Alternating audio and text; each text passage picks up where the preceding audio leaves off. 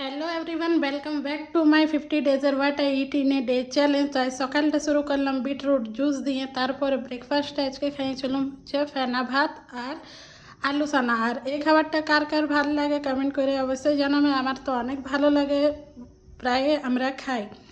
তো তারপর আমি চলে গেছিলাম দোকানে যাই খাইয়েছিলাম ওখানে চিপস আর একটা স্মুদ। তারপরে ঘরে এসে দেখি মা এখানে দিনের খাবার বানাচ্ছে। তো দিনের খাবারে আছে আলু, ফুলকপি ভাজা আর ভাত, আর এদিকে হবে মাশরুম আর ডাল তো থাকবেই। তো তারপর আমি দিনের খাবার খাই নিয়েছিলাম হচ্ছে মাশরুম, আলু ভাজা, ভাত আর ডাল দিয়ে। তো এই দেখো, আর কার কার আমার এই ভিডিওগুলো দেখতে ভালো লাগছে কমেন্ট করে জানাবে। তারপর আমি বিকালে খাই নিয়েছিলাম একটা ফ্যানটা, আর তারপরে খাইয়েছিলাম একটু ঝালমুড়ি। এই যে দেখো ঘরে বানানো হয়েছে দোকানের মতন। তারপরে রাতের খাবারে আমি খাইয়েছিলাম ভাত, রুটি আর চিকেন। তো আজকের খাওয়া দাওয়া এখান থেকে। তারপর দেখা হচ্ছে নেক্সট